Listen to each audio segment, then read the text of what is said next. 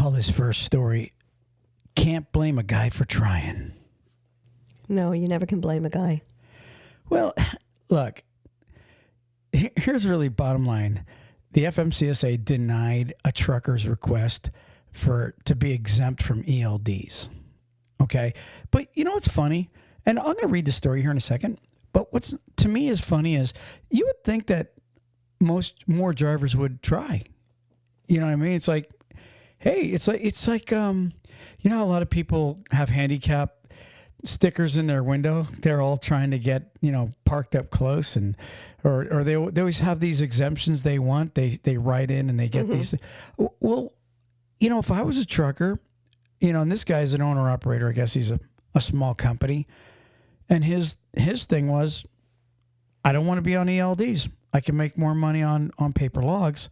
So you can write to the FMCSA and you can request being exempt from actual ELDs if you can provide, I guess, documents showing or explaining why you can promote safety and that you can be as safe as ELDs. What do you think of that?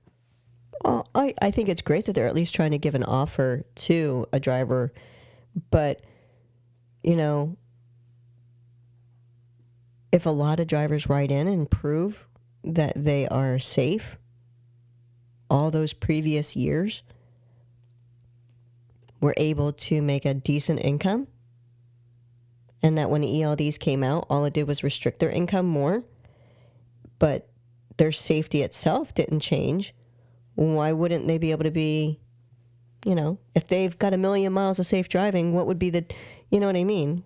Shouldn't that be able to qualify? I agree with you. And here's one of the things that they're going to say in here is that I guess there's really, I don't think any proof that ELDs have made it safer. In fact, if you talk to a lot of drivers, talk to OOIDA and all these other, you know, people that are involved in trucking, they'll tell you that ELDs have not made the industry as safe because truck drivers are now rushing to get to truck stops at the end of the day because there's more people crowd the truck stops. It also, you know, once your log starts, it don't stop. So you got to keep going. I mean, you can't just, if you needed to take 2 or 3 naps on a trip, you couldn't do it with ELDs. With paper logs, you could manage your logging. The problem is, I don't know, were there a lot of people cheating on paper logs? I did. I mean, I'm going to deny that. I'm sure there is, but it's still, if they're safe, if their record that itself says that they're a safe driver because they didn't have accidents, they didn't have any of those issues there, then I don't think that they should be forced to use something else. No, I feel you. Truth, you're looking at me like, what? No, I do. I feel you every now and then. But anyways, I hear you is what I'm saying. You bring up a valid point in my book. Shouldn't somebody be rewarded for good driving? Mm-hmm. I mean, it's the truth. Should truckers that have 0 accidents and safe driving awards and, you know, no infractions as far as logging fractions, and even if you can trace their records of when companies kept track of the paper logs, and you could see that these drivers were good drivers, why should they be penalized and be put on ELDs? I guess because everybody's on them now. You know, 95% of everybody's on ELDs. And it's funny, you know, there's so many people on ELDs, but yet there's so many ELDs that every month I see that are being recalled or, you know, not being able to be used because there's a glitch in their system. And like our last podcast, was it the one last time or the time before that, where a company, they're sitting there being able to cheat the system. So what's the difference between an ELD that could get cheated or a paper log that you can get dupes? So yeah, there's no benefit. Yeah. So here, let me just read a little bit. It says the Federal Motor Carrier Safety Administration has denied a trucker's request for exemption from the ELD mandate. It says in a notice that will be published in the Federal Register on Monday, September 16th, the FMCSA announced its decision to deny the application from owner-operator Albert Ibrahimi. It says, who said that an electronic logging device wasn't efficient use of funds for his one-truck operation. It says, alternatively, Ibrahimi said he would use paper logs to record his hours of service. Since this is a one-man operation with limited funds, the funds could be better invested in a safety management control system about the company that the company would benefit more from in its beginning stages, Ibrahimi wrote to the application for exemption. So his thing that he wrote, it was more cost efficient. Okay, he wrote to the FMCSA. So then the FMCSA said that Ibrahimi, who operates GTLM Transport, failed to show how his company could achieve an equivalent level of safety while working under the exemption. So I'm telling all drivers, if you are going to write in, if you want to write in and try to get exempt from the ELDs, what they're looking for is for you to be able to show that you could achieve an equivalent level of safety while working under the exemption. So what I would have to do is I would have to get the data from the ELDs and find out, what is their safety rating, and maybe even compare it to what it used to be for paper logs, and then write your, come up with your reasoning why you could achieve an equivalent safety level, okay, while working on, driving paper logs. That's what they're wanting to hear. Mm-hmm. Now, do I believe the FMCSA is going to hear anything that is, they're going to look at, do you think they'll look at any good paperwork that a driver writes up? Do you think anybody's going to get it? I think there are some people that did get exemptions out there. I think they receive a very small amount of requests every year. They did. Now they're going to get a bunch because we're going to sit there and tell the drivers, go and do what you need to do. But, with, I think they're actually going to read what they get, because some of them might be getting chuckles out of it, but, Yeah, they're getting laughs. So here's what it says. It says ELDs help drivers more accurately track driving time to ensure compliance with hours of service regulations, which are designated to help drivers maintain alertness while operating commercial motor vehicles. The agency wrote in the denial notice.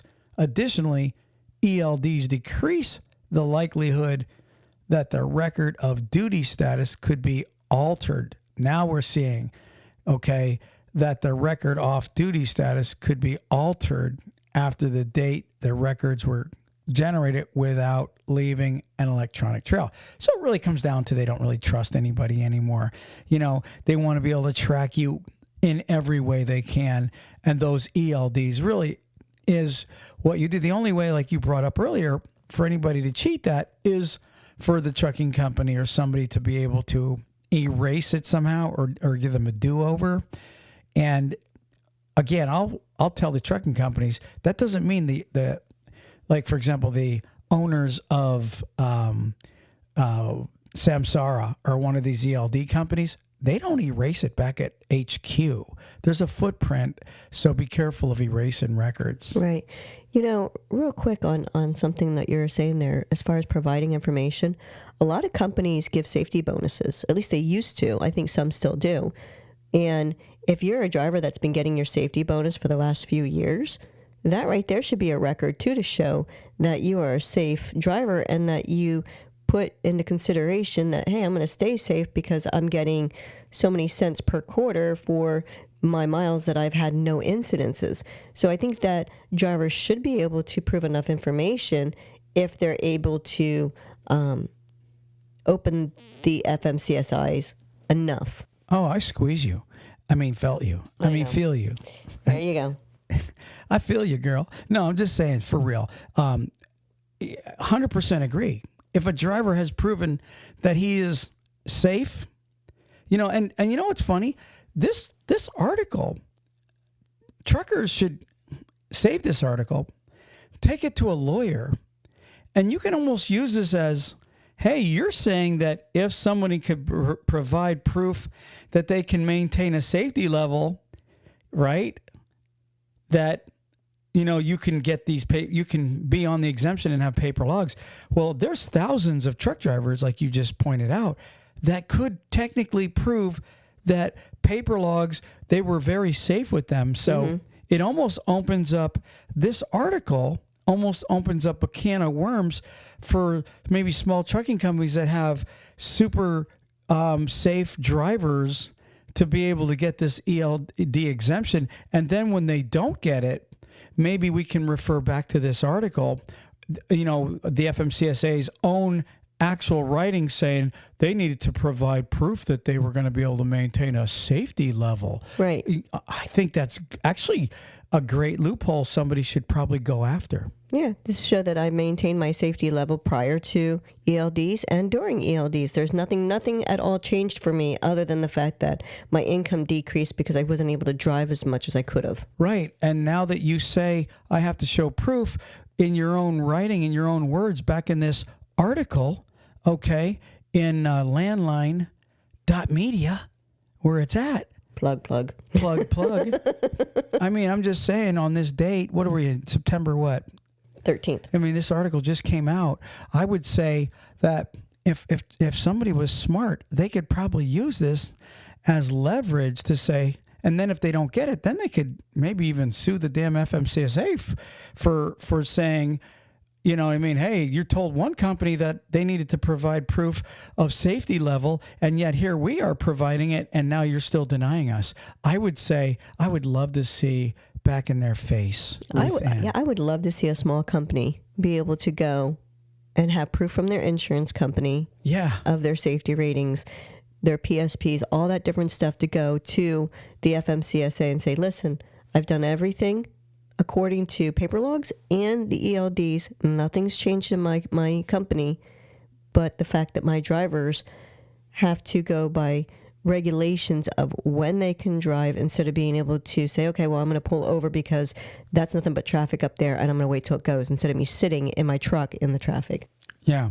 No, that's actually good stuff, Ruth Ann. I'm glad you brought that point out because I hope we just open the eyes of a couple of companies and drivers that are good, great driver safety when they were on paper logs and now they were forced on the ELDs. That'd be really cool. I'm all for it. Let's move on. Moving on. Let's take a little break.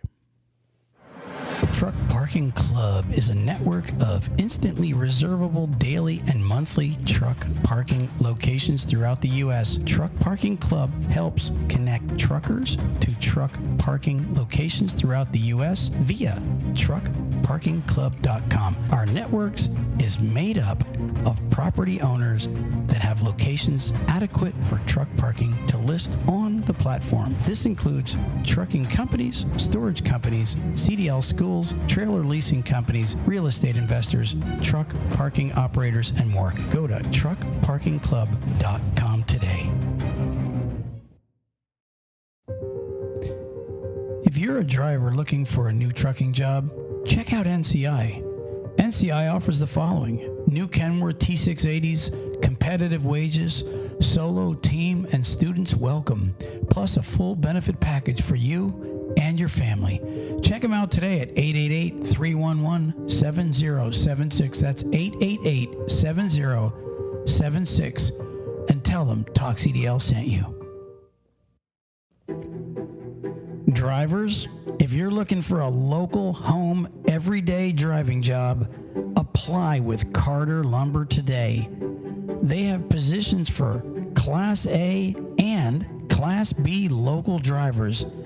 They can take experienced drivers, students, and non-CDL drivers. With over 160 locations, chances are they have a position for you. So go to carterlumber.com/talkcdl and apply today. Again, that's carterlumber.com/talkcdl. Thank you.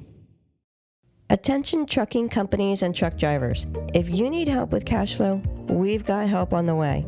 Turn to Tab Bank, the bank that knows trucking. Tab Bank has been in the business of helping truck drivers and trucking companies with their cash flow needs for 25 years. It's just that simple. It's what they do, but they don't stop there. Tab Bank helps grow your business with their invoice, factoring, and banking services. What a plus that is. Before you book your next load, play it safe and contact Tab Bank to get their help with your factoring needs. Tab Bank helps determine the credit worthiness of your customers as well as billing and collection efforts on invoices that you factor with them. Let the experts at Tab Bank get you cash quickly for the loads you deliver. Again, it's what they do. Visit tabbank.com/talkcdl to learn more. That's tabbank.com/talkcdl. Tab Bank member FDIC. Before we go into this lead story that I have here, I wanna read something that happened this week. I guess a RGN or a low boy pulling a big military tank got hit by a train this week. I know, and I find myself constantly reminding drivers about train tracks. First off, this guy, he didn't try to beat the train. This guy just got stuck on the train. But you would almost think that, first off, let's talk about the train companies. You would almost think that they should have a digital sign on the tracks that say, here's the time of the next train crossing. For real. You would almost think that that would be mandatory for the safety of the public. That's a good idea. I mean, they have available spaces for your rest areas. Why couldn't they do something like that? Right. Of course, it's a great idea. It's mine. But anyways, but since that's not going on, you would also think that, truckers would never, ever try to beat the train, ever.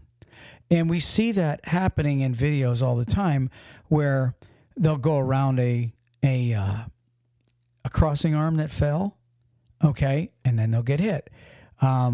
Advice: when the crossing arm goes down, drivers, guess what? That really means a train is coming. It's not a maybe the train's coming, and it's not a bluff. It's an actual train coming. So don't try to beat the train. You're better off being late. Would you not agree? Oh, yeah, because your product and your life isn't worth, right, the 10 minutes that it would usually that it takes for a train to go through. And maybe because they're on ELDs, they feel they gotta, beat the train. There's another plug for bad ELDs. But anyway, so this driver, he got stuck. And I remember... Is it because he's a low boy that he got stuck on the tracks? Yeah, and they are. They're very low to the ground. But you would think that there'd be some kind of a app or monitor that, how they have lane mitigation in the trucks today? Mm-hmm. If you're leaving the lane, if something's too close to you in front of you, it'll brake and all that other good stuff. Well, why can't they have a mitigation that gives you levels on the road, especially if you're in a low boy? You know what I mean? Because those train tracks stick up. A lot of times they're built on a hump to begin with. And so a lot of times when you go over them, these guys either scrape or they get stuck. Unfortunately for this military transportation, I don't know if it was a military truck. It was definitely a military, oversized tank being transported. He got stuck on the tracks because it was too low. I remember in, what's it called?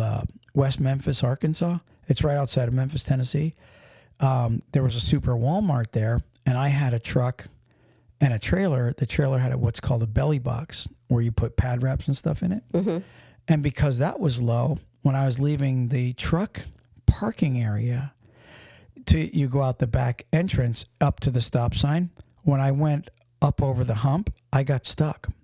And I was able to, push my interlocks on, and I was able to literally back out of it and then go on an angle and get up over the hump. All right. But many times with trailers that are low, these guys get stuck. And if it was me, if you don't have some kind of a which they don't have, some kind of a radar system where it could tell you, hey, this thing is too high for your, this is 6 inches high, this is 10 inches high. You should at least be smart enough to stop with a low buoy or a belly box or something low and get out and measure it or find an alternate route, because honestly and truly, nobody should get stuck on tracks. And advice to any trucking companies, when you're hiring a driver, if he's limited to the flatbed experience, you might want to have this in your orientation if you come to railroad tracks or you're in certain areas like in Pennsylvania and Pittsburgh areas, stuff like that, where you're going up hills on back streets where all of a sudden San Francisco, places in California, there's areas where you go down over a hill at a stop sign and your trailer's going to get stuck. This should be mandatory training for drivers that are limited to their experience. I agree. That's some good points there. And, a lot of these train tracks, some of the bigger cities, they're more flush, but especially on probably truck routes, they probably aren't upgraded near as much as the bigger cities are. So they probably do have a lot of those grooves or, like you said, the humps and stuff to prevent the driver from being able to go over it more smoothly. Okay. Thank you. That was good advice also. We're just going to smooth it along here. What do you think? Huh? Coming up on Halloween, what are you going to be? Are you going to go out Halloween trick-or-treating this year? I don't think we are. Our kids are grown up, man. You know what? We had so much fun taking those kids out trick-or-treating. And I was always the guy out walking, with them. Gosh, what times they were. And we had this one neighborhood that we go to where if you're a car trying to get through there, you're better off going around the neighborhood because there's just so many houses that participate in it. It's such a great thing, when you get a community that's kind of together on all that stuff. It's that big of the street's not long, but it's that big of an event for this specific area that they actually get patrolled by the police. It'd be really cool. And I should look it up just to see. Wouldn't it be cool if somebody has like a reefer or a drive-in at their house where it's empty and they set the back up like a haunted semi-trailer and like they have steps going up in it and you can go up in there to get your candy, but you have to go through the trail of terror to get your candy. Trailer of terror? Yeah, the trailer of terror. Make the kids walk up to the front and have like little scary moments for them along the way. That'd be pretty cool if there was a trucker that did so. I will guarantee you there's a trucker that does something like that. But anyways, they can go in the side door. Yeah. Moving on. So, okay. So here's my topic of the week: detention pay. Honestly, I just seen an article, it just came out on detention pay. It's interesting though, because when you think about detention pay and you talk to truckers, you know what they'll say to you? Who the hell ever pays it? Right. There's always a loophole. Right. Who the hell pays? I'm going to read this article real quick, and then we'll kind of break it down a little bit. But is detention pay really a thing? And here's what the article says: detention pay costs the trucking industry 135 million hours last year, 2023. It says a new study found that not only is having drivers detained at customer facilities expensive, it also contributes to higher speeds driven by some truckers. Additionally, it's accepted as inevitable by many in the industry. The American Transportation Research Institute today released a new report that quantifies the major consequences that driver detention at customer facilities has on industry productivity and safety. The research quantifies the direct cost for fleets, truck drivers, and supply chains in general. It also corroborates previous research that detain truck drivers faster both after and before a deterrent trip occurs. While driver detention has decreased slightly in the last few years, I would tell you that because freight is down. Right. There's a decrease because there's not as much traveling. I think so. It says the last couple of years. Well, the last couple of years, everything is down. So let's just say that right away. It says the overall cost of being detained at customer facilities for more than 2 hours is substantial, according to the ATRI report. In 2023, drivers reported being detained in 39.3% of all stops. That's 1 out of every 3 stops. Actually, it's a little more than 1 out of every 3 stops, technically. The frequency of detention was higher among women drivers at 49.1%, reefer trailers 56.2%, and among fleets that operate in the spot market 42%. So break that down for a second. Here's where, for some reason, maybe ladies are less pushy. That's what I was just thinking. That we're not as aggressive when it comes to getting into the dock. Right, because when I was running LTL, I had many stops. If I wasn't getting unloaded within a certain time, I was down bitching. I mean, I was like, hey, listen, I've got stops to make. You guys are supposed to have this, one freaking pallet. Nobody can count a pallet. I mean, that was a real pain in the butt. So I think you're probably right. Probably ladies are less aggressive. It said refrigerated trailers 56. Everybody knows cold storage warehouses are where everybody gets detained more. That's definitely no secret. Mm-hmm. And those people in these freezers, I think that when they're working below 32 degrees all the time, I'm talking about the forklift drivers, I think the ice goes to their brain and they get really ornery. I'm telling you, I've seen more fights in cold storage warehouses over people holding you up than any other place in trucking. Your blood's thicker in the cold. Yeah, the blood in their brain is kind of freezing up on them. And that was, cold storage places. And then it said also people that are running spot market freight, right? Yeah, you know why? Because their customers, like for example, Swift is bringing 50 trailers in there this week, and Swift is running your freight for you, and they've given you a really good deal. You know that you got to take care of Swift better than you got to take care of the guy you've never heard of, and that's probably the attitude in these warehouses. Would be my guess. Sad though, isn't it? It is. It says based on industry reported data, ATRI's study found truck drivers were detained between 117 and 209 hours per year, depending on the sector. In for hire trucking alone, the total time lost to truck driver detention exceeded 135 million hours in 23. It says 94.5% of fleets charge detention fees. They are paid fewer than 50% of their invoices. And this is where a lot of truckers are told when they go to trucking companies. They're told, you'll get detention if we're able to collect the detention. Right. They leave that little small print out. And see, here would be my question.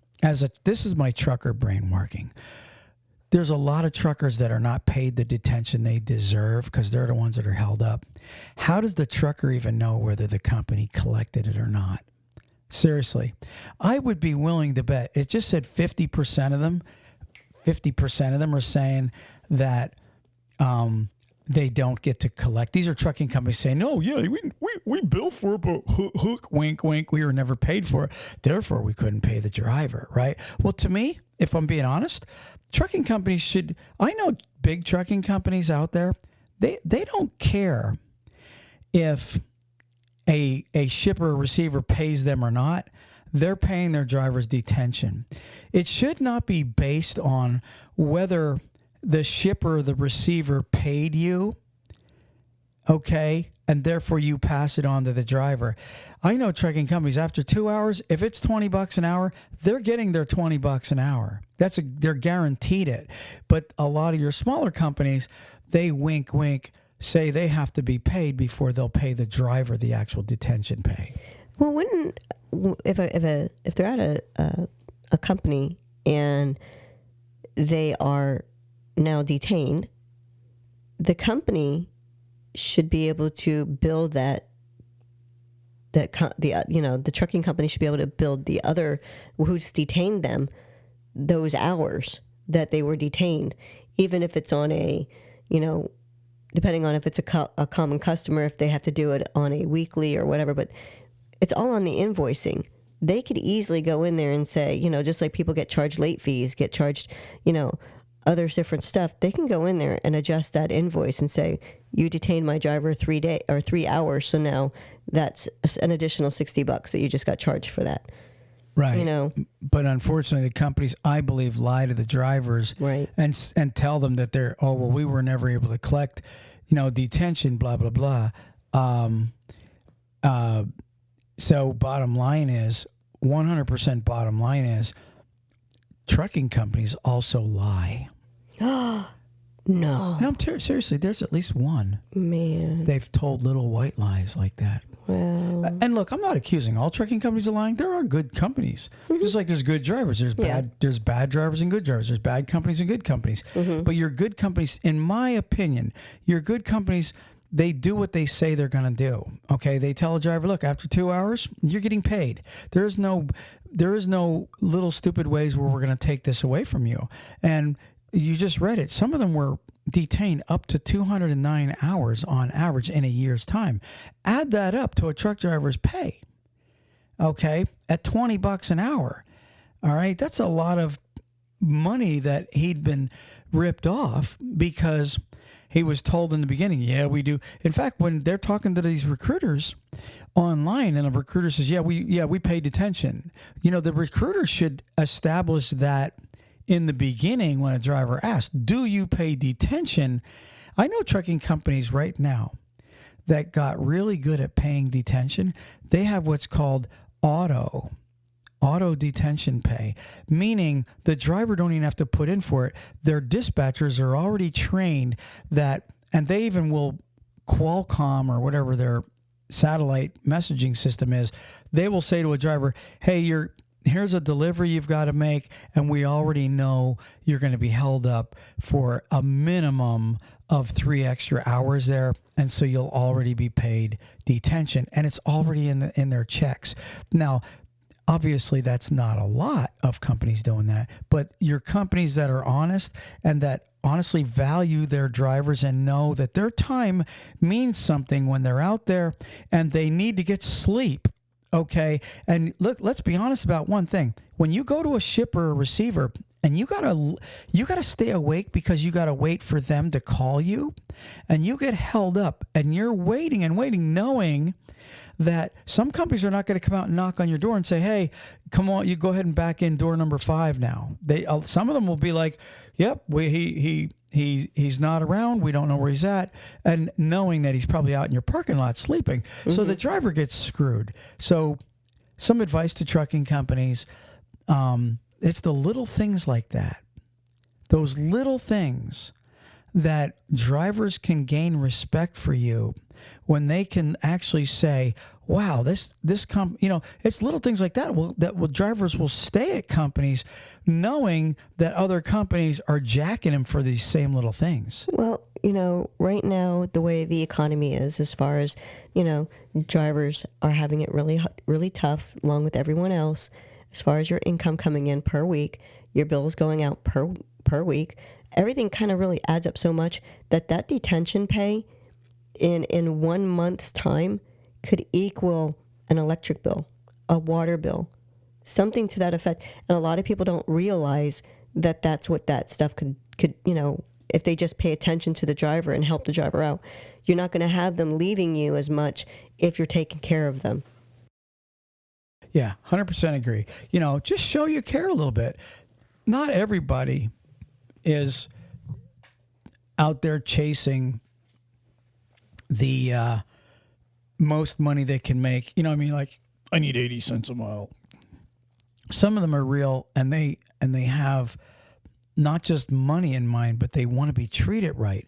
Nobody wants to work let's say you work at a trucking company for 10, 20 years, but it's miserable there because they're rude. You make good money, but everything else is, you got to beg for your toll money. You got to beg to be paid your bonuses. You got to beg for everything, but you still make a decent check.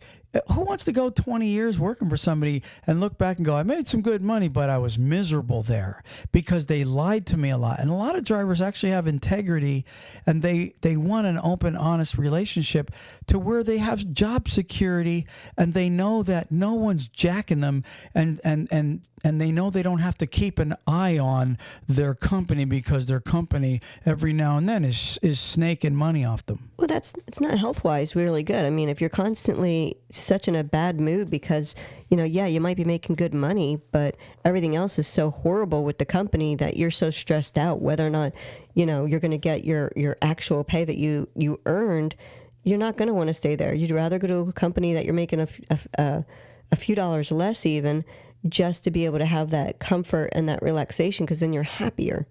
Ruth Ann, I'm going to end the podcast with this little tidbit of information. I used to work for a company, a retention company, and we would do exit interviews for drivers. This was like 20 some years ago.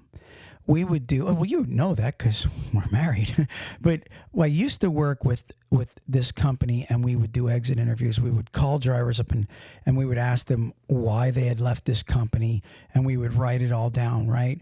Well, obviously, the number one reason was always money. The number two reason always was home time, okay? But there was all these little reasons that added up to like 5 or 10% of their drivers were leaving.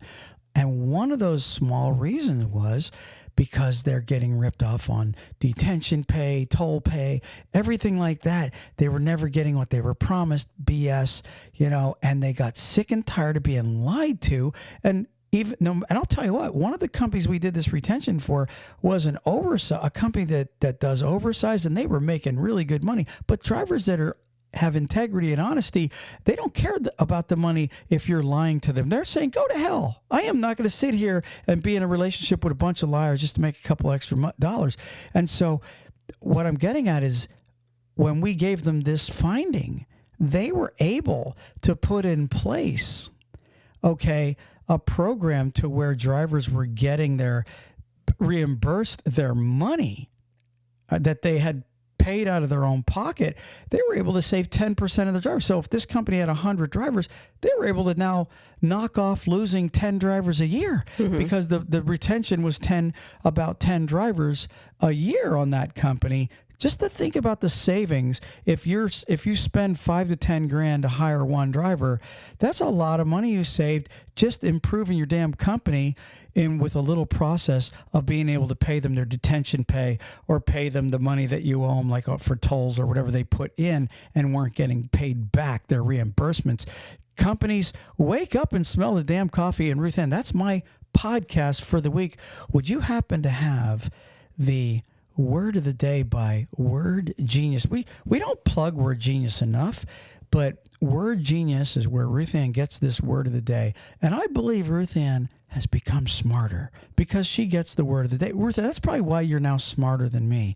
Oh, really? Yeah. Is that what it is? Yeah. That was cute, babe. Yeah. All right. Go ahead. What do you got? Let's hear it. Desultory. Go ahead, do it again. I haven't turned. Desultory. Desultory? Yep. All right. Desultory. Desultory. If I'm being honest, man, is it anything to do with destitute? No. What's desultory? Desultory is lacking a plan, purpose, or enthusiasm of conversation or speech, going constantly from one subject to another in a half-hearted way, unfocused. The second one is occurring randomly or occasionally. I would say that desultory, I know people that go from one conversation to the other and they have no plan on what they're going to say. They just keep talking. Blah, blah, blah, blah, blah, blah. I know someone like that too. No, Ruth Ann, I'm talking about somebody that just. I was talking about my toddler grandson. No, I'm talking about adults. To me, it seems like desultory should also mean insecure. If you ever notice somebody that just won't shut up, it's because they're nervous. They just talk and talk and talk and talk. So The examples they gave in the sentences, the conversation at the party became more desultory as the night wore on. And then the second one is Evelyn had a habit of popping in on her friends in a desultory manner, which that's the one that's occurring randomly or occasionally. well, I appreciate the word of the day. I bet everybody could use that word. Desultory. Next time you know somebody that just won't shut up, just say, man, you're a little on the desultory side. Unfocused, just We're out of here. peace. Peace. Praise the Lord.